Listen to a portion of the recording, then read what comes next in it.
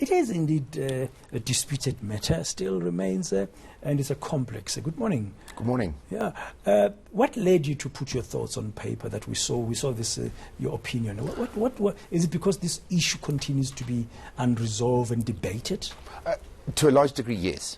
I also have a personal interest in this particular issue and the way in which our Constitution is dealing with the rights around not only living but dying. Okay, what's that personal interest, if we can start there? I think it's a matter of understanding the application personally of the Bill of Rights to you as an individual.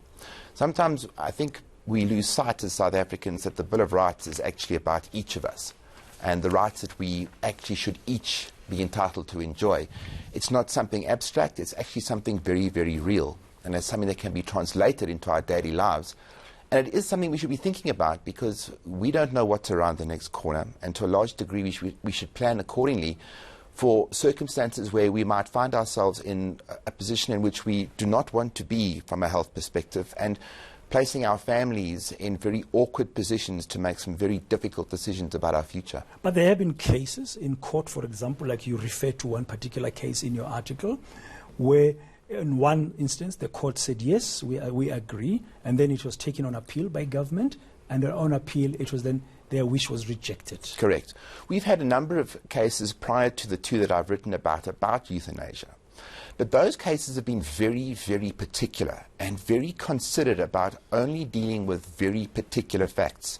So they didn't embroider on our common law or turn what were very particular facts into broader principle.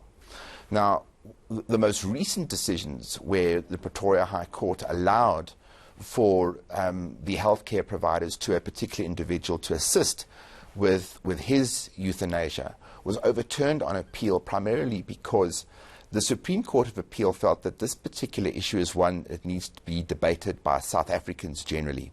It's a decision that needs to be put before Parliament, and it is for our parliamentary democratic process to engage with that issue and make a decision accordingly. I'm just thinking here, where do we draw the line from a constitutional perspective in terms of the Bill of Rights to a right of an individual to dignity as well? Because you've raised this issue.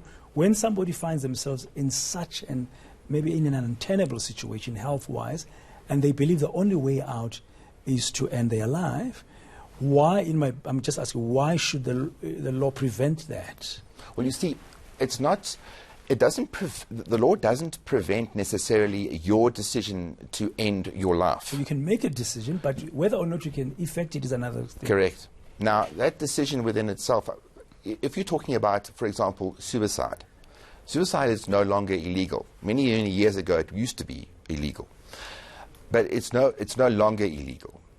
If you decide to undergo a euthanasia process, it's not so much about you as those around you who may find themselves in relatively deep legal water for having assisted you with that process. But if you've put down on paper in a will, there's something called a living will, for example. I'm using it as an example. I don't know if it would apply here. You are the legal expert. You tell me if it does. And you've expressly stated that if I'm under such circumstances, health-wise, find myself in an untenable position, I absolve anybody, including the doctors, my family, my lawyers, from the accountability of keeping me alive, and I need the machines to be switched off.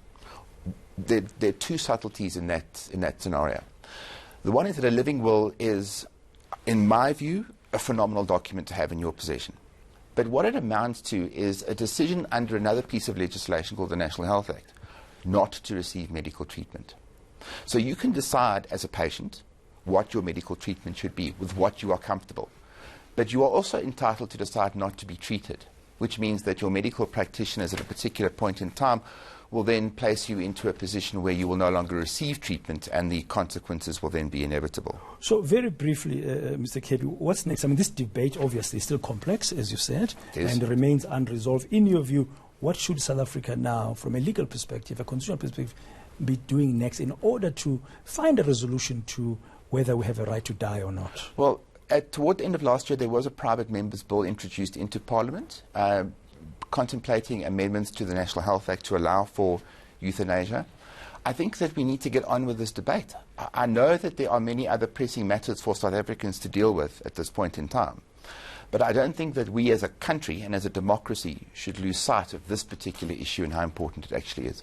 Okay, thank you very much, Neil Kirby there from Werksmans Attorneys, sharing some of your views about the right to die in terms of a constitution that euthanasia in South Africa still remains a complex issue, but Parliament might be seized with this matter into the future.